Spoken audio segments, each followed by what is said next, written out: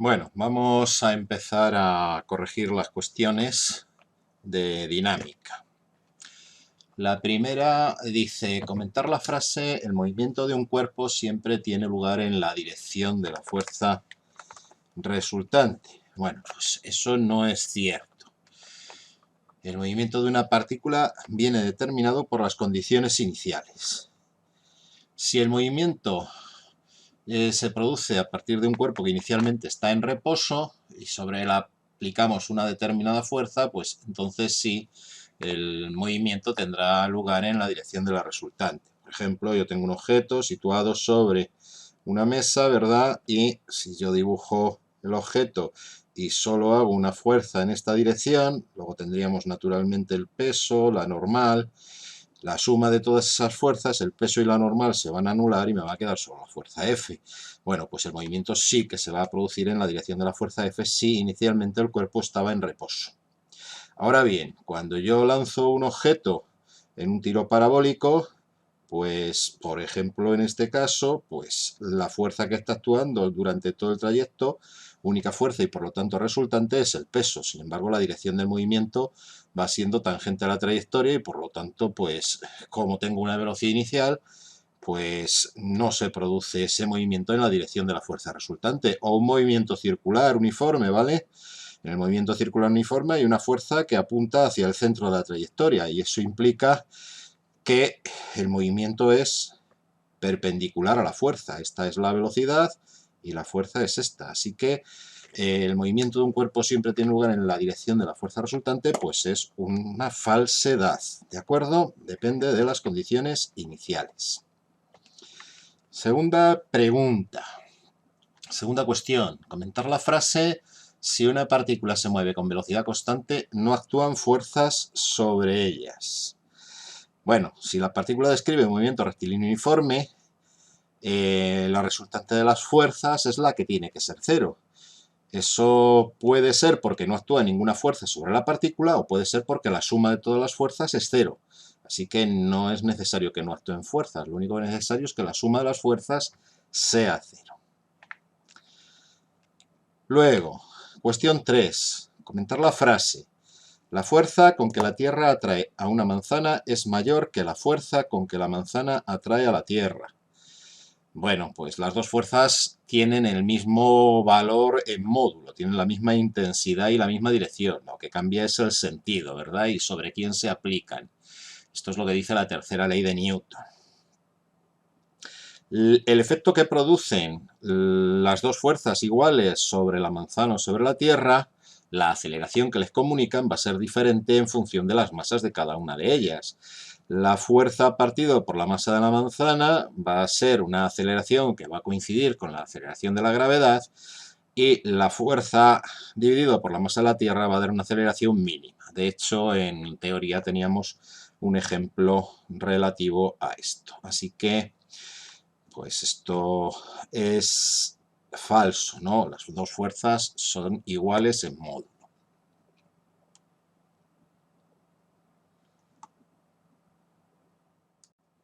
Cuestión 4. Una fuerza actúa durante un segundo sobre un cuerpo de 4 kilogramos. Bueno, vamos a ver. Cuando una fuerza actúa durante un cierto tiempo, pues le comunica un impulso al cuerpo, ¿verdad? El impulso dijimos que era la fuerza por delta de t si la fuerza era constante, y esto era igual a la variación de la cantidad de movimiento, o lo que es lo mismo, a la masa por la velocidad final, menos la masa por la velocidad inicial, ¿vale? Menos la masa por la velocidad inicial. Esta es final, que me ha quedado la F un poquito rara.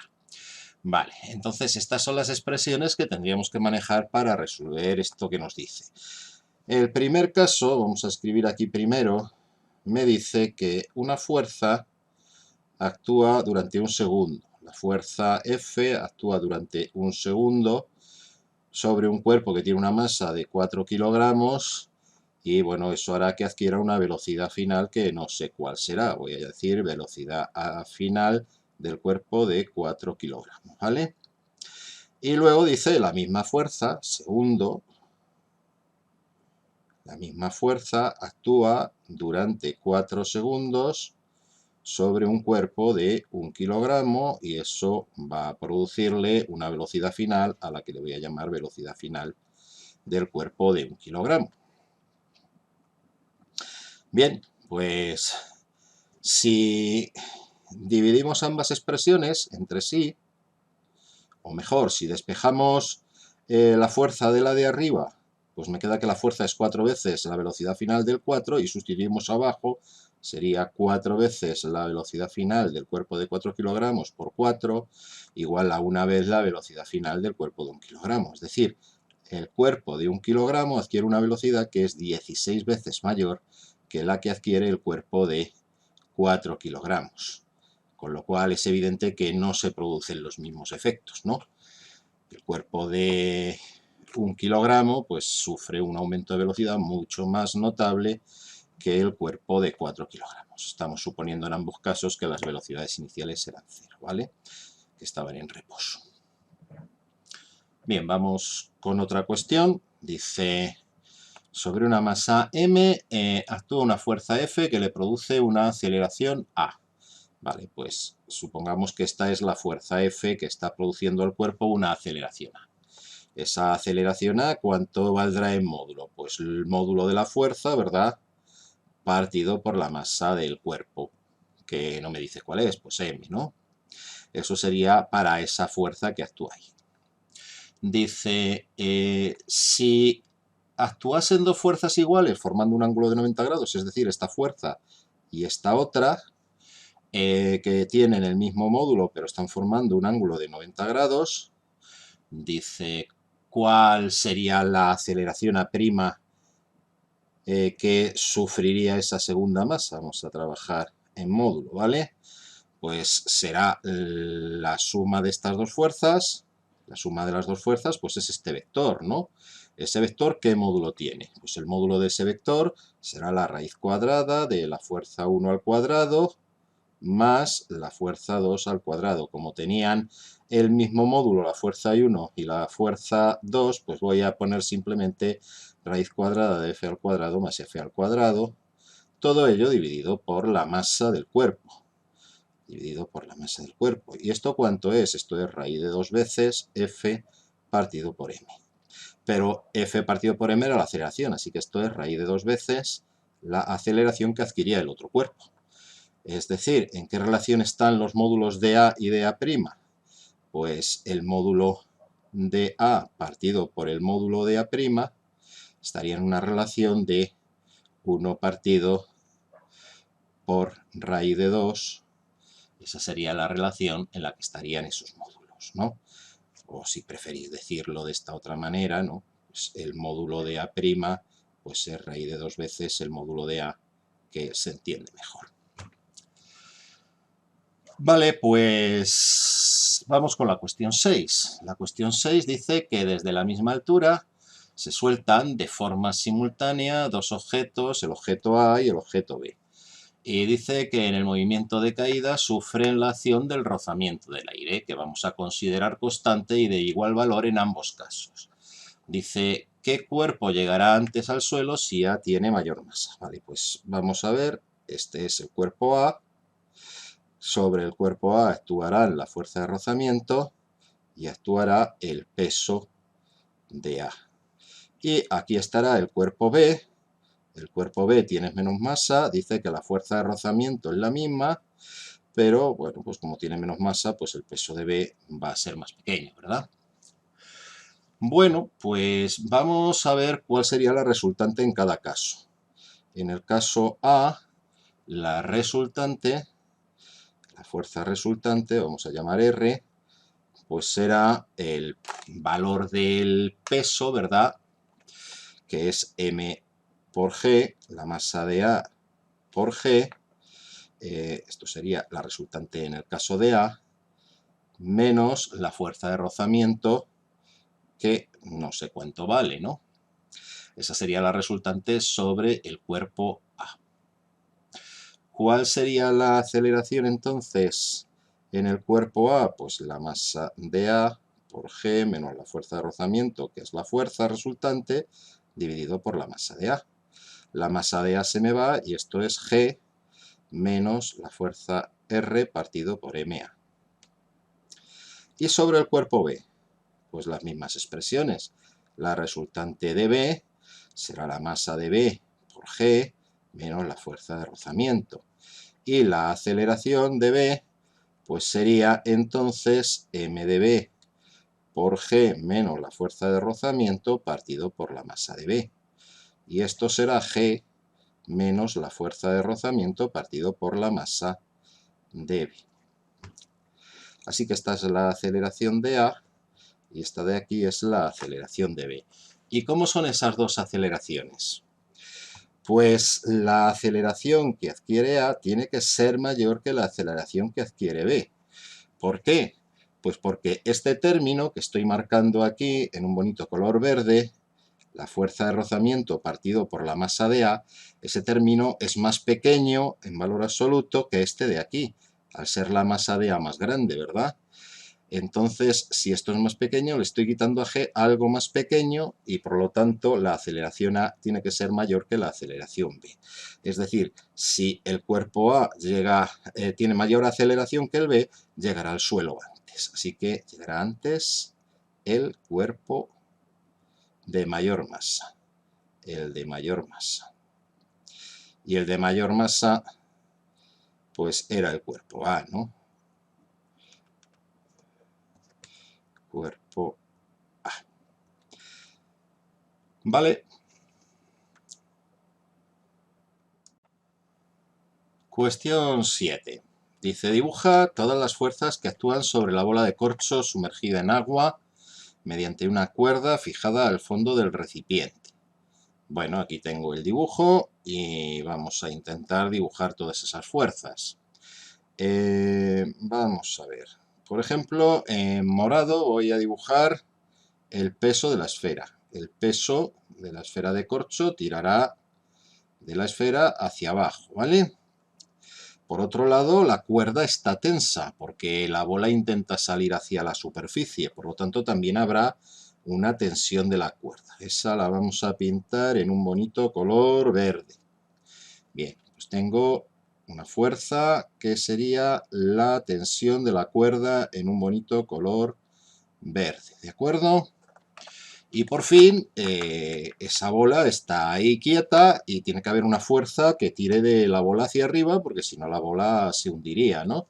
Esa fuerza que tira de la bola hacia arriba es el empuje. El empuje, vamos a ponerlo con un color azul, que irá hacia arriba, ¿vale? Así que esta de aquí será el empuje. Así que tengo que esas son las fuerzas que actúan en ese eje. Si ese es el eje Y, cuando yo escriba las ecuaciones tendré que decir que las fuerzas que tiran hacia arriba, es decir, el empuje menos la que tiran hacia abajo, que son el peso y la tensión de la cuerda, será la masa por la aceleración. ¿No? Esta sería la ecuación, la segunda ley de Newton, en el eje Y que tengo ahí planteado. Pero, si os fijáis, el cuerpo está quieto, así que no hay aceleración. O sea, que será masa por la aceleración, que es 0, pues igual a 0. O lo que es lo mismo, el empuje tiene que valer lo mismo que el peso más la tensión. Esa sería la condición de equilibrio en este sistema. Bueno, vamos con la cuestión 8. Dice, tengo un paquete que se encuentra sin deslizar sobre la plataforma inclinada de un camión que acelera hacia adelante. Dibuja todas las fuerzas que actúan sobre ese paquete. Bien, pues vamos a ello. Pintamos el peso, por ejemplo, en un bonito color morado. Este sería el peso. Por otro lado estará la fuerza normal. La fuerza normal la voy a dibujar en azul, por ejemplo. Esta sería la fuerza normal. Y además tendré, un segundito que voy a redibujar el peso, que me ha quedado un poco raro. Bueno, este sería el peso, hemos dicho, ¿no? y además habría una fuerza de rozamiento. Si no hubiese fuerza de rozamiento, el paquete este deslizaría y se acabaría cayendo del camión, así que tiene que haber una fuerza de rozamiento que tire del paquete para que no se caiga del camión, ¿no? La fuerza de rozamiento siempre es tangente a la superficie de contacto, así que esta es la fuerza de rozamiento que tendría. Tengo esas tres fuerzas. Dice, dibuja la resultante e indica el sistema de coordenadas más adecuado para el estudio de esta situación. Bueno, pues aquí lo que tiene que pasar es que la fuerza resultante tenga la misma dirección que la aceleración del camión. Es decir, mi sistema de referencia debería ser este. Voy a pintar en rojo, por ejemplo, el eje X. Este sería mi eje X porque el camión está acelerando hacia adelante, ¿verdad? Así que este cuerpo se va a mover con el camión si no desliza y se va a mover en esa dirección y la fuerza resultante va a estar en esa dirección. Y luego tendría mi eje Y, naturalmente, que sería perpendicular. Este sería mi eje Y. Eje Y y este era el eje X. Y bueno, pues al final, ¿qué me saldría aquí? Que la fuerza de rozamiento F sub R la tendría que descomponer en dos componentes, la fuerza normal también, el peso ya está en el eje Y, con ese no tendría que hacer nada, y al final habría una resultante que estaría apuntando en la dirección del eje X. Voy a hacer el dibujo aquí al lado, en plan esquemático para que se vea un poquito mejor, es decir, esta es la superficie inclinada, espera un segundo que la dibujo en otro color, tengo entonces una superficie inclinada, por ejemplo esta, ¿vale? Esta es la superficie de la cabina del camión, aquí es donde tengo el objeto, los ejes hemos dicho que serían un eje vertical como este y un eje horizontal como este, y las fuerzas, la fuerza de rozamiento que voy a dibujar aquí otra vez también en verde, hemos dicho que iría en esta dirección, ¿verdad? Y esa fuerza de rozamiento la voy a descomponer en una fuerza de rozamiento en la dirección del eje X, que sería esta, fuerza de rozamiento, dirección del eje X, y una fuerza de rozamiento en la dirección del eje Y, que sería esta otra, ¿no? Fuerza de rozamiento en la dirección del eje Y. Por otra parte, la fuerza normal, la fuerza perpendicular que había pintado antes en azul, esta fuerza normal, pues también la tengo que descomponer en una fuerza en la dirección del eje Y, sería esta de aquí, ¿verdad? De aquí hasta abajo, esta sería la fuerza F sub I, o mejor dicho, N sub I. Un segundito, esta sería N sub I, esta de aquí sería N sub X, y luego estaría el peso, que estaría todo, ¿verdad?, dirigido en la dirección del eje Y, pero el peso lo estaba pintando en violeta, ¿vale? Este sería el peso. Y fijaos que lo que tendría es que las fuerzas que actúan en el eje Y tienen que sumar cero, es decir, en el eje Y, voy a poner esto un segundo que lo pongo en azul. A ver, la fuerza que actúa en el eje Y pues será la normal NI más la fuerza de rozamiento FRI menos el peso, y eso tiene que ser igual a cero porque el bloque S ni sube ni baja, siempre se mantiene a la misma altura sobre el suelo, mientras no deslice, ¿no?, que es la condición que nos plantea en el problema. Y por otro lado, en el eje X tendré que la fuerza de rozamiento en la dirección del eje X menos la normal en el eje X, eso tiene que ser igual a la masa del cuerpo por la aceleración del camión. Esa fuerza Rx tiene que ser mayor que Nx y esa sería la fuerza resultante de todas las fuerzas, ¿vale? Esa fuerza resultante, si queréis, la pintamos aquí en rojo, y si os fijáis, pues si yo le quito a esta línea FRX verde esta Nx, me va a quedar que la resultante será aproximadamente algo parecido a esta fuerza que estoy pintando en rojo, ¿de acuerdo? Esa sería la fuerza resultante, lo que vale la suma de todas las fuerzas actuando. Y esa es la fuerza responsable de que el paquete se mueva con la misma aceleración que el camión. Bueno, pues esta es la cuestión número 8. Vamos a ver la cuestión número 9. Dice, cuando arrastramos un cuerpo pesado, ¿por qué cuesta más ponerlo en movimiento que mantenerlo en movimiento después de iniciado este? Bueno, cuando yo quiero poner un cuerpo en movimiento, tengo que hacer una fuerza que sea un poquitín mayor que la fuerza de rozamiento estático máximo, ¿no? Que la fuerza de rozamiento estático máxima. Que si recordáis, esta valía el coeficiente de rozamiento estático por la normal, ¿no? Esta es la fuerza que yo tengo que hacer para iniciar el movimiento. Fuerza para iniciar, ¿vale? Y luego la fuerza para continuar el movimiento ya no tiene que ser tan grande. Para continuar, la fuerza tiene que ser simplemente mayor o igual que la fuerza de rozamiento, pero dinámico, ¿no? Dinámico.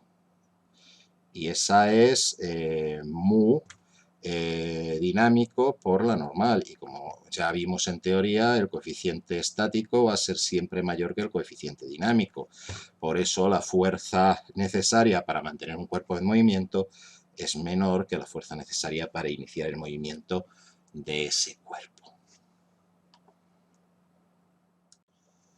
Cuestión 10.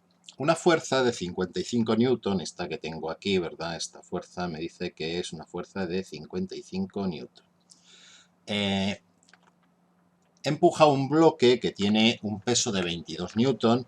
El peso pues será este, ¿no? Una fuerza que tira del bloque hacia abajo. El peso me dice que es 22 newton.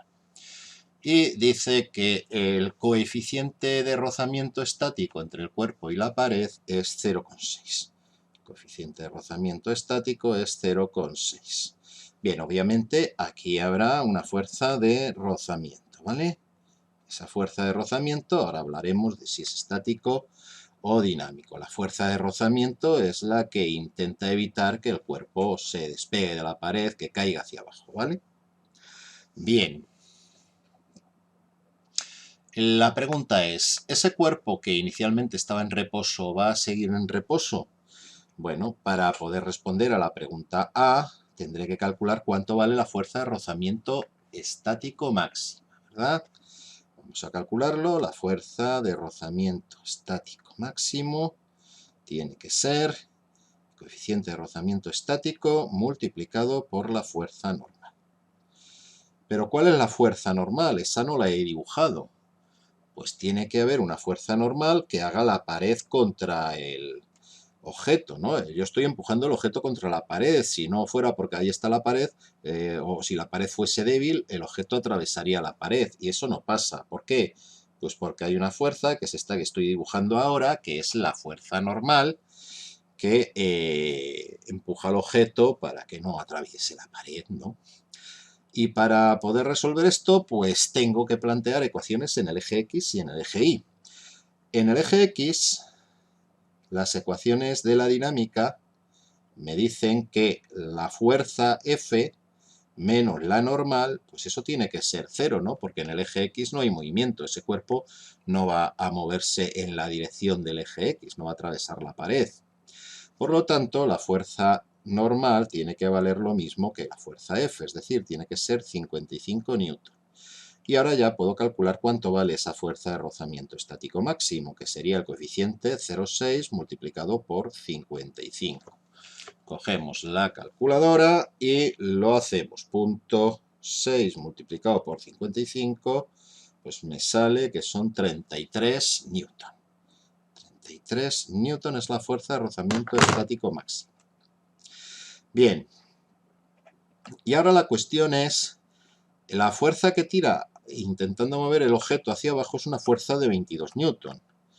Y la fuerza de rozamiento estático es de 33, la fuerza de rozamiento estático máximo es de 33. Por lo tanto, la fuerza de 22 no va a ser capaz de vencer a la fuerza de 33. Así que ya puedo responder a la primera pregunta, ¿no? Pregunta A, ¿el cuerpo seguirá en reposo? Sí, el cuerpo seguirá en reposo. Vale. Y ahora la pregunta que me hace. Dice, ¿cuál es la fuerza que ejerce la pared sobre el cuerpo? La pared está haciendo dos fuerzas sobre el cuerpo. Una es la fuerza normal, ¿vale? La fuerza normal, que hemos dicho que era de 55 newton, pero además está haciendo la fuerza de rozamiento. La fuerza de rozamiento es una fuerza entre la pared y el cuerpo.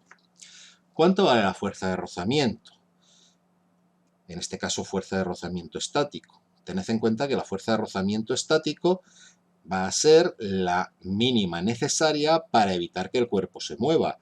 Como no alcanzamos la máxima, eso no quiere decir que la fuerza de rozamiento estático sea 33, entonces el cuerpo subiría por la pared. Eso no pasa. La fuerza de rozamiento estático tiene que coincidir con la fuerza que se opone a que el cuerpo se desplace hacia abajo. La fuerza que intenta hacer desplazar el cuerpo es de 22 newton, pues la fuerza de rozamiento estático también es de 22 newton. En este caso, 22 newton hacia arriba, ¿verdad? Así que estas dos son las fuerzas que hace la pared sobre el cuerpo. La normal, 55 newton, y la fuerza de rozamiento estático, 22 newton. Vale. Vamos a ver el siguiente ejercicio. Cuestión 11. Si un cuerpo desliza sobre un plano horizontal con rozamiento, bueno, aquí tengo el cuerpo dibujado, ¿no? Tengo la fuerza normal, tengo la fuerza de rozamiento y tengo el peso, ¿vale? Así que, bueno, pues ahí tengo todas mis fuerzas. No hay ninguna fuerza en la dirección del movimiento. El movimiento viene determinado por la velocidad inicial, que está marcada ahí con una flechita, ¿verdad? Esta flechita de aquí me dice que esa es la dirección inicial del movimiento. Y me dice que en esas condiciones, ¿cuáles de estos factores influyen en el tiempo que tarda en pararse? La velocidad inicial del lanzamiento, la masa del cuerpo, el material del cuerpo y de la superficie del plano, y cómo influyen cada uno de esos factores, ¿no? Bueno, pues esa es la pregunta. Vamos a intentar responder a esa pregunta, pero para ello primero tendré que aplicar mis conocimientos de dinámica. Mis conocimientos de dinámica que me dicen que tendré que aplicar las ecuaciones de la dinámica en los ejes X e Y. Empezamos, como siempre, en el eje Y. Bien, estoy en el eje Y y lo que tengo es que la normal menos el peso tiene que ser igual a 0 porque el cuerpo ni se hunde en la superficie ni sale flotando. Así que la normal va a valer lo mismo que el peso, es decir, va a valer m por g. Por otro lado, la fuerza de rozamiento dinámico, pues será la constante mu, el coeficiente de rozamiento dinámico, mu sub d, multiplicado por el valor de la normal, o lo que es lo mismo, mu sub d por m y por g. Esa es la fuerza de rozamiento. Por otro lado, en el eje X, tengo la fuerza de rozamiento que actúa en la dirección negativa menos la fuerza de rozamiento, y eso tiene que ser igual a la masa del cuerpo por la aceleración que adquiera. Y despejando de ahí, pues me quedará que la aceleración es menos la fuerza de rozamiento, que es mu por m y por g partido por m, ¿verdad? M y m se me van y me queda que la aceleración es menos coeficiente de rozamiento dinámico por g. Esa sería la aceleración a la que estaría sometido el cuerpo. Es una aceleración de frenado, se opone a la velocidad, ¿verdad? Vale, pues hasta aquí lo que nos dice la dinámica. Ahora vamos a ver lo que nos dice la cinemática. La cinemática lo que me dice es que si yo quiero saber cuánto tiempo tarda el cuerpo este que estoy estudiando en pararse, pues se parará cuando la velocidad sea 0, ¿no? Es decir, será que 0 es igual a la velocidad inicial más la aceleración por el tiempo. Bien, despejo de ahí, el tiempo será menos la velocidad inicial partido por la aceleración, menos la velocidad inicial partido por menos mu sub d por g, así que el tiempo que tarda en pararse será la velocidad inicial partido por el coeficiente dinámico y por la aceleración de la gravedad. Y ya tengo una expresión que me dice cuánto tiempo tardas en pararte. Y ahora vamos a ver cómo influyen esas cosas que me dice ahí. La primera era apartado A, la velocidad inicial de lanzamiento. ¿Cómo influye? Pues está claro, ¿no? La velocidad inicial la tenemos en el numerador. Cuanto más grande sea la velocidad, cuanto más grande sea el numerador, más tiempo tardarás en pararte. Así que la velocidad inicial influye en el tiempo, pues haciendo que ese tiempo sea mayor cuanto mayor sea la velocidad. O sea, esa velocidad es directamente proporcional al tiempo que tarda en pararse. Directamente proporcional. Segunda proporcional. Segunda cosa que me dice, B. ¿Cómo influye la masa del cuerpo? Bueno, pues si miráis en la formulita, ya me diréis dónde está la masa del cuerpo. En ningún sitio, ¿verdad? La masa se fue ahí. Ahí, cuando calculamos la aceleración, se me fue la masa del cuerpo. Así que la masa del cuerpo no influye de ninguna manera. La masa no influye en el tiempo que tardas en pararte. Y por fin, apartado C, dice que cómo influye en los materiales del cuerpo y la superficie. Pues eso influye directamente porque eso es de lo que depende mu sub d. Mu sub d va a depender justamente, el coeficiente de rozamiento dinámico va a depender de qué están hechas las superficies de contacto y de cómo son esas superficies. Así que justamente ahí es donde está la influencia del coeficiente de rozamiento dinámico. Así que eso sí que influye. ¿Y cómo influye? Pues cuanto mayor sea el coeficiente, pues menos tiempo va a tardar en pararse, ¿no? O sea que esto sería inversamente proporcional. Inversamente proporcional. Cuanto mayor sea el coeficiente de rozamiento dinámico, menor será el tiempo. Proporcional. Bueno, pues ya está el ejercicio 11. Ejercicio 12. En la figura se representan las dos fuerzas que actúan sobre la masa de un péndulo simple que oscila. El peso y la tensión.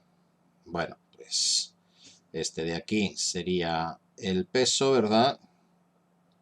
Y aquí arriba tenemos la tensión. Dice, el vector peso lo descomponemos en dos componentes. La componente normal a la trayectoria y la componente tangencial a la trayectoria. Y me dice, la componente normal y la tensión son iguales, es decir, estos dos vectores que tengo ahí remarcados van a sumar 0. Pues la respuesta es sencilla. No. No tienen que ser iguales en módulo esas componentes. Porque estamos describiendo un arco de círculo, ¿no? Esta línea que marca aquí con puntos, pues es el arco de círculo que va describiendo el péndulo en su movimiento. Es decir, estamos describiendo un movimiento circular. Y si hay un movimiento circular, tiene que haber una aceleración normal. Es decir, tiene que haber una fuerza que apunte hacia el centro. ¿Dónde está el centro? Pues en este hermoso punto que he puesto aquí, en un bonito color azul, pero que ahora estoy marcando en rojo para que se vea. Ahí está el centro, ¿no? Así que tiene que haber una fuerza que apunte hacia el centro. Y de esas dos fuerzas que apuntan en esa dirección, para que haya una fuerza que vaya hacia el centro, pues obviamente la única posibilidad es que la tensión tiene que ser mayor forzosamente que la componente normal del peso. Así que no tienen que ser iguales. Tiene que ser la tensión mayor que la componente normal del peso. Ejercicio 13, muy parecido. El mismo péndulo de antes, ahora estoy en el punto más bajo y la pregunta es si ahora la tensión, esta tensión que estoy remarcando aquí y este peso tienen que ser iguales. La respuesta es la misma que antes, no. Por la misma razón estoy escribiendo un movimiento circular que tiene que tener, por lo tanto, una aceleración dirigida hacia el centro de curvatura, que es este punto rojo que estoy dibujando ahí, por lo tanto, igual que antes, la tensión tiene que ser mayor que el peso. Y vamos con el último problema de esta hoja, que dice ¿por qué se peraltan las curvas en las carreteras? Bueno, pues porque de alguna forma tenemos que conseguir la fuerza centrípeta para dar la curva. Y la fuerza centrípeta tiene que estar dirigida hacia el centro de la curva. Si esta línea azul que yo tengo aquí dibujada es la curva que estoy dando, bueno, esta es una curva de 360 grados, pero podría ser de 180 o podría ser de menos, ¿no? Eso no es trascendente. Pues tiene que haber una fuerza que apunte hacia el centro de curvatura. ¿Dónde está el centro de curvatura? Aquí. Así que aquí tiene que haber una fuerza resultante dirigida hacia ese centro. ¿De dónde sale esa fuerza resultante? Pues si la curva no tuviera peralte, es decir, si la curva esa, en vez de tener esta inclinación, este ángulo que estoy dibujando ahí, que le voy a llamar alfa, si en vez de tener este ángulo alfa, que es el mismo que aquí, no tuviera ningún ángulo, fuese totalmente lisa, pues entonces la única fuerza que podría comunicar hacia adentro una fuerza centrípeta, pues debería ser la fuerza de rozamiento de los neumáticos con el suelo. Tened en cuenta que aquí tendré la fuerza normal, tendré el peso, ¿verdad? Y la fuerza centrípeta, para que este describa esa curva que estábamos viendo antes, esta curva que estoy dibujando ahora, pues tiene que haber una fuerza hacia el centro que da la fuerza centrípeta. Y esa tiene que ser la fuerza de rozamiento de los neumáticos, no en la dirección de la marcha, sino en la dirección perpendicular a la marcha, es decir, evitamos que se deslicen los neumáticos. Bien, si la carretera está seca, si no tiene arena, si los neumáticos están en buen estado, pues muchas veces esa fuerza de rozamiento pues es suficiente para poder tomar la curva con seguridad. Pero si tiene un pequeño peralte la carretera, eso nos va a ayudar porque parte de la fuerza centrípeta nos la va a dar simplemente la geometría de la carretera. Vamos a ver cómo funcionaría eso. Yo voy a dibujar aquí, entonces, el peso. Este es el peso. Y hacia aquí arriba, pues estaría la normal. Esta será la normal. Como la dirección que a mí me importa es la dirección hacia el centro, mi eje X va a ser este y el eje Y será el eje perpendicular este de aquí. Este es el eje Y. Y ahora voy a descomponer la normal en dos fuerzas. En una fuerza que sería esta de aquí, N normal N sub I, y una fuerza que es esta de aquí abajo, que es normal N sub X. Y la fuerza normal N sub X, si os fijáis, apunta hacia el centro, así que N sub X es la fuerza centrípeta. Vale, pues ya está, ya tengo buena parte de la fuerza centrípeta conseguida. Normalmente la curva se diseña con un peralte tal que si por ahí se puede pasar a 120 km por hora, pues que simplemente esta componente nx me permita acceder a esa velocidad. Recordad que la fuerza centrípeta era la masa por la velocidad al cuadrado partido por el radio de la curva, ¿no? Así que el que ha diseñado la calculadora sabe cuánto vale el radio, sabe a qué velocidad queremos pasar y sabe perfectamente qué ángulo le tiene que dar al peralte para pasar por ahí con seguridad. Si pasas un poquito más deprisa y no hubiese una buena fuerza de rozamiento, te saldrías de la curva hacia afuera. Si pasases más despacio y no hubiera una buena fuerza de rozamiento, caerías hacia el centro de la curva, te saldrías de la carretera por dentro. Pero normalmente las pequeñas variaciones en la velocidad que llevas son suficientes la fuerza de rozamiento de los neumáticos para manejarlas con total seguridad. Así que peralte de las carreteras para mejorar la seguridad en las curvas, para comunicar esa fuerza centrípeta necesaria. Bueno, antes de pasar al siguiente ejercicio, unos cuantos peraltes curiosos, ¿no? Aquí tenéis un campeonato de ciclismo en pista de hace ya unos años, muchos. Fijaos qué peralte más impresionante.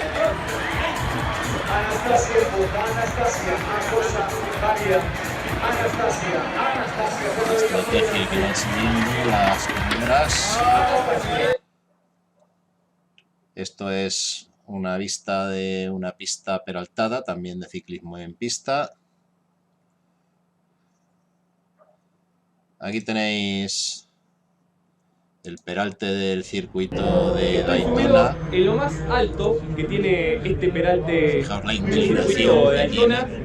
Realmente es asombroso. Es asombroso la inclinación que tiene. Miren, miren lo que es esto. Recién lo subí y cuesta. Bueno, vamos a bajarlo. Pero ustedes se dan cuenta, miren a la gente, miren cómo le cuesta subir a la gente. Y esto habla del trabajo que tienen que hacer los pilotos en lo físico para transitar este circuito. Nos habla... Bueno, aquí tenéis un vídeo de Ferrari circulando por el circuito este de Daytona, también con pedazos bestias. Fíjate qué barbaridad.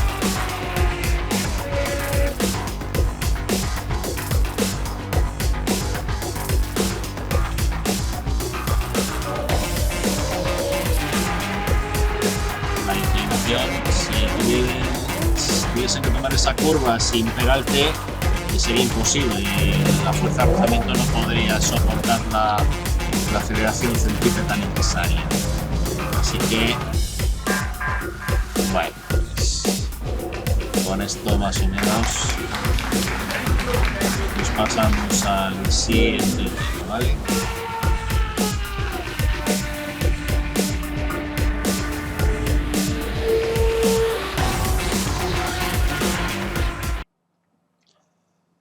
Cuestión 15. La Tierra atrae a la Luna, pero a pesar de la acción de esa fuerza, la Luna no gira cada vez con mayor velocidad ni cae sobre la Tierra. Justifica este hecho suponiendo que la órbita es circular, sin tener en cuenta las influencias de otros planetas. Bueno, pues supongamos que nosotros tenemos a la Tierra, que es este circulito de aquí, y aquí arriba pues está la Luna, ¿verdad? Ahí está la Luna, que es más pequeña que la Tierra, ¿verdad? Y la Luna es atraída por la Tierra por una fuerza gravitatoria, esta que hemos pintado aquí, ¿no? Que apunta hacia dónde, hacia el centro de la Tierra, hacia este punto. Bien, pues ya está. Hay una fuerza gravitatoria que apunta hacia el centro. Esa es la fuerza centrípeta, es decir, la fuerza gravitatoria será la masa por la velocidad de la Luna al cuadrado partido por el radio, que es la distancia entre la Luna y la Tierra. Y eso explica que la Luna dé vueltas en torno a la Tierra. Toda la fuerza se emplea en desviar la Luna de su trayectoria para hacerla coincidir con una trayectoria circular, porque la Luna, que está aquí arriba, ¿verdad?, intentaría irse en línea recta, es decir, seguir aquí y bueno, pues luego seguir por esta línea de puntos y escaparse de la Tierra como quien no quiere la cosa. Lo que pasa es que como la Tierra la está atrayendo, pues es como si la Luna llegase hasta aquí, pero la Tierra la hace caer, pero le hace caer aquí. Y la Luna entonces lleva esta velocidad. Y cuando llega aquí, pues la Tierra la hace caer sobre este punto. Y entonces la Luna lleva esa velocidad y la Tierra la hace caer sobre este punto. Y fijaos que la Luna siempre está cayendo sobre la trayectoria circular. Y eso es lo que hace en realidad esa fuerza centrípeta, hacer que la Luna no se pueda escapar de la Tierra, sino que siempre tenga que estar cayendo con esas pequeñas caíditas continuas, ¿no?, sobre la trayectoria circular. Eso a una distancia menor es lo mismo que pasa con la órbita espacial, ¿no?, con la órbita de la estación espacial. La estación intenta escaparse, la Tierra la atrae, la hace caer, la estación intenta escaparse, la Tierra la atrae, la hace caer, y la estación espacial está dando vueltas a una distancia mucho más próxima de la Tierra que la Luna. Y la estación está en caída libre, igual que la Luna. Entonces hay caída libre, y como hay caída libre, pues la sensación que tienes es la misma que cuando te subes al Tomahawk o no me acuerdo cómo se llama, la atracción de Madrid, que te dejas caer directamente, ¿no? Y luego al final te frenas para no matarte, ¿no? bueno, pues ese tipo de atracciones hacen que estés en caída libre. La sensación que tienes es que no pesas nada. Es lo mismo que decíamos el otro día cuando hablábamos del ascensor, uno de los problemas, ¿no? Si cortas la cuerda del ascensor, estás en caída libre. El ascensor cae a la misma velocidad que tú y no tienes sensación de peso. Pues esa es la sensación que tienen los astronautas en la estación espacial. Siempre están en caída libre, siempre están cayendo sobre esta órbita un poco más cercana a la Tierra que la de la Luna. Bien, pues vamos con el siguiente problema. Dice, ¿la aceleración de una partícula es la misma en todos los sistemas inerciales? Bueno, pues sí, pero eso tendríamos que hablar de los sistemas de referencia de los que dijimos que, bueno, en principio lo íbamos a dejar por este año. De todas formas, por si alguien está interesado, comento muy brevemente lo que ponía en el texto. Este texto lo tenéis vosotros, os lo envié en su día, ¿verdad? Me dice, tengo dos sistemas de referencia, el Z y el Z', tienen sus ejes X y Z cada uno, ¿no? Y bueno, pues tengo un vector que va desde el Z hasta el Z', que es el vector RA, y luego tengo un punto, el punto P, que tiene el vector de posición R respecto a este primer sistema de referencia y el vector de posición R' respecto al segundo. Si os fijáis, el vector R es la suma de RA y de R'. Por lo tanto, podría escribir que R es RA más R', ¿no? Que es lo primero, esto que tenemos aquí indicado. Vamos a ver si lo puedo marcar brevemente. Esa es la relación entre los vectores de posición. El vector de posición del punto P respecto al primer sistema es el vector de posición del punto P respecto al segundo sistema más el vector RA, que me da la posición del segundo sistema respecto del primero. Si derivo todo respecto al tiempo, pues me queda que la derivada de R con respecto al tiempo es la velocidad que lleva la partícula en este sistema. La derivada de R' con respecto al tiempo es la velocidad que tiene la partícula en el otro sistema. Y la derivada de RA respecto al tiempo es la velocidad con la que el sistema Z' se mueve con respecto al sistema Z. Y si derivo otra vez, me va a quedar la derivada de V con respecto a, será la aceleración de esta partícula P respecto al primer sistema. A' será la derivada de V' con respecto a T, será la aceleración del punto P respecto al segundo sistema. Y la derivada de VA con respecto a T será la aceleración del sistema Z' con respecto al primero. Así que esa es la relación que existe entre las aceleraciones. La aceleración A es A' más A aceleración del sistema de referencia respecto al original. Bien, y aquí es donde viene la clave, ¿no? Recordáis que dijimos que los sistemas inerciales se movían sin aceleración, es decir, este sistema se mueve sin aceleración, este se mueve sin aceleración, por lo tanto, esta aceleración que he puesto aquí será cero. Y si esa es cero, la aceleración respecto a un sistema es igual que la aceleración respecto al otro. Así que la respuesta a esto es que sí. La aceleración es la misma en todos los sistemas inerciales, porque en los sistemas inerciales esa aceleración es cero. En los no inerciales, pues esa no es cero y ya no coincide la aceleración en un sistema y la aceleración en otro. Bueno, un poquito por encima para que los más interesados os enteréis de por dónde van los tiros aquí. Vamos con el siguiente ejercicio. Bueno, ejercicio 17. En el ejercicio 17 tengo un vehículo que se mueve hacia adelante con aceleración constante y lleva aquí pegado en el morro un paquete que se mantiene debido a la fuerza de rozamiento. Lo que me dice es cuánto tiene que valer la aceleración del camión como mínimo para que el cuerpo ese no se caiga.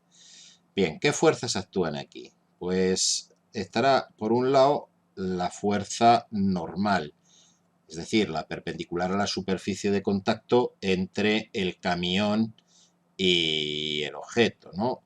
Que es esta de aquí, esta es la superficie de contacto. Así que la normal es perpendicular a esa superficie. Por otra parte, esa normal, pues no es la única fuerza que actúa aquí. Por otro lado estará también el peso del objeto, ¿verdad? Que será este vector de aquí. Y por otro lado, pues tiene que haber una fuerza de rozamiento, porque si no hubiera una fuerza de rozamiento, que será estática, porque en el eje Y no hay movimiento, una fuerza de rozamiento estático que impide que el cuerpo caiga, ¿no?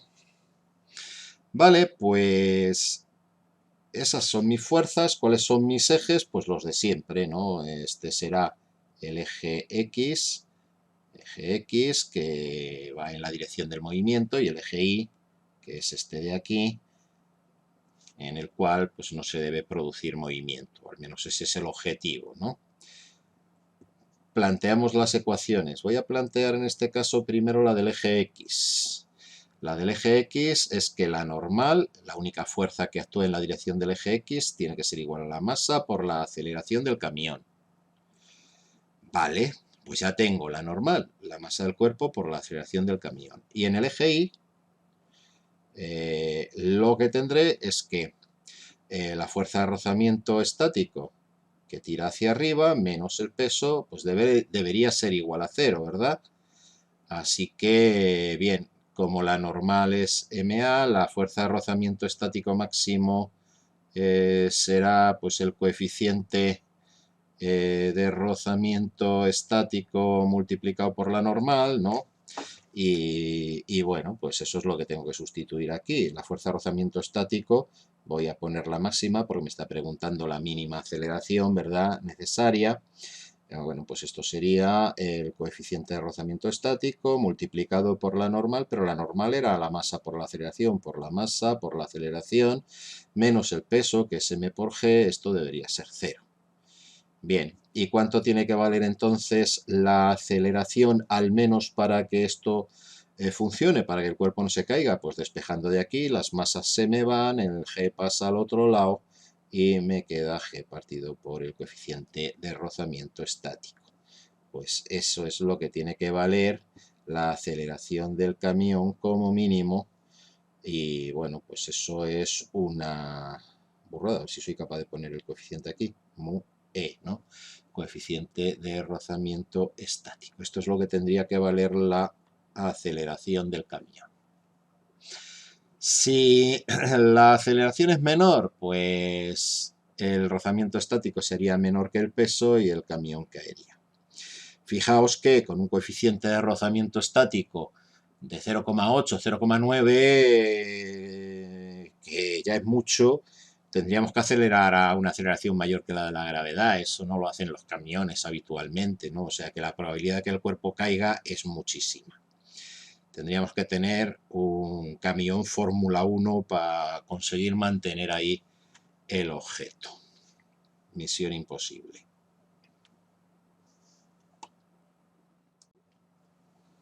Bien, vamos con la última cuestión. Dice, si se hace girar un cubo de agua rápidamente en un plano vertical, el agua no se derrama. ¿Qué explicación da un observador fijo en el suelo y cuál daría un observador que estuviese en el cubo? El que está en el suelo sería un observador inercial y el que está en el cubo sería un observador no inercial porque el cubo se mueve con aceleración.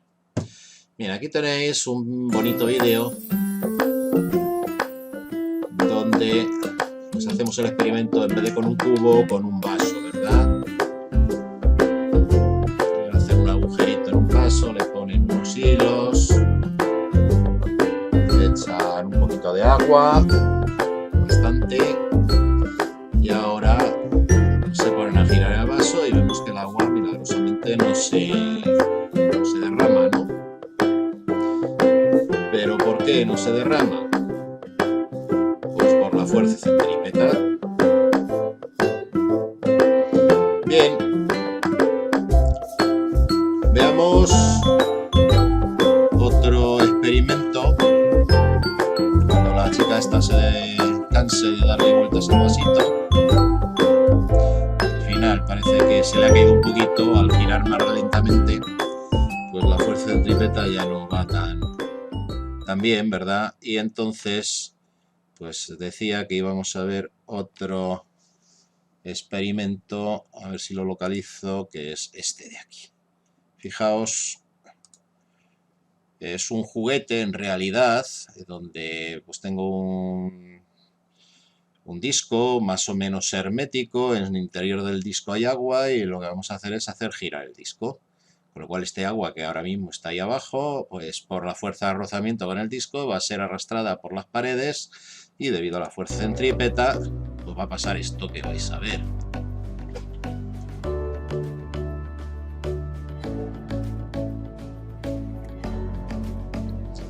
Bien, la hemos hecho girar rápidamente y vemos que el agua se mantiene en el borde del disco debido a esa fuerza centrípeta.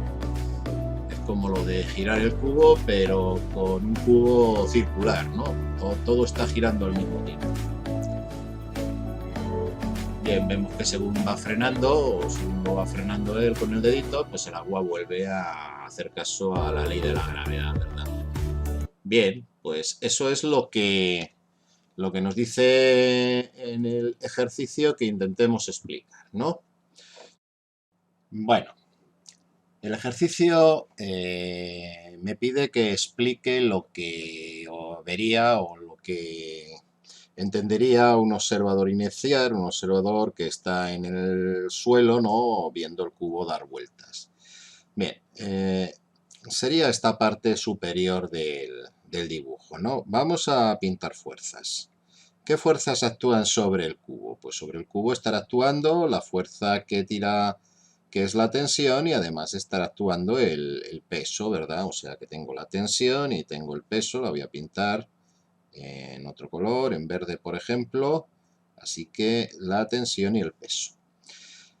Si me fijo en el agua, porque realmente lo que dice es que explique lo del agua, pues el agua está en esta parte que estoy marcando aquí, ¿verdad? Esto de aquí pues sería el agua. Y ese agua pues está ahí en el fondo del cubo y el fondo del cubo está empujando el agua. Por lo tanto, en este caso lo que tengo es una fuerza, pero es una fuerza normal, no una tensión, porque la cuerda no tira del agua, la cuerda de donde tira es del cubo. Al agua la empuja el cubo, así que tengo una fuerza normal. Sería la equivalente a la tensión. Esta es la fuerza normal. Y por otro lado estaría sobre el agua también actuando el peso, ¿verdad? Vamos a dibujarle, pues si verde, igual que hemos dibujado el otro, ¿no? Pues este sería el peso del agua. Bueno, que el peso sea mayor o menor que la normal va a depender de la velocidad con la que gire eso, ¿vale? Bien, entonces, ¿qué explicación da este observador inercial que tengo aquí de esa situación? Pues él lo ve todo muy normal, muy lógico, ¿no? Dice, vamos a ver, si es que hay una fuerza que es el peso y una fuerza que es la normal que apuntan hacia el centro. ¿Y eso qué es? Eso es la fuerza centrípeta y ya está, ya hemos terminado, esa es la explicación. Peso más normal igual a la fuerza centrípeta, que es la masa, por el módulo de velocidad al cuadrado partido por el radio. Y ya está, es decir, esto está girando y como está girando tiene una aceleración y la fuerza, la suma de las fuerzas, pues es esa aceleración. ¿Qué explicación intentaría dar un observador no inercial, el que está dentro del cubo? El que está dentro del cubo entendería que el agua no se está moviendo ni el cubo tampoco. Así que él dice, bueno, pues yo tengo aquí una fuerza que es la misma fuerza normal que hemos pintado antes, así que él ve aquí una fuerza normal, igual que la que hemos pintado antes, también ve un peso y ya está, pero él dice, bueno, pero si esto no se está moviendo y las dos fuerzas actúan en la misma dirección, ¿cómo puede eso ser posible, no? Porque esto, desde mi punto de vista, está quieto. Así que la única explicación es que, además del peso y de la normal, haya una fuerza que tire del agua hacia la dirección opuesta. Así que él se inventa esta fuerza, se inventa una fuerza que tira hacia arriba, a la que le llama fuerza centrífuga, que en realidad no existe. Es una fuerza que se tiene que inventar para dar su explicación de como yo estoy quieto, pues tiene que haber esa fuerza. Pero es que él no está quieto en realidad, ¿no? Visto desde el sistema inercial, pues está moviéndose con un movimiento circular. Así que no hace falta ninguna fuerza centrífuga para explicar esto. aquí la cuestión sería así de simple. Las fuerzas que apuntan hacia el centro, normal más peso, menos la fuerza centrífuga, eso sería 0. Así que, bueno, pues una interpretación diferente y que, bueno, pues los problemas se podrían resolver desde las dos visiones, ¿no? Pero nosotros en principio vamos a dar siempre preferencia a un sistema de un observador inercial. Y nada, pues con esto hemos terminado las cuestiones, así que mañana más.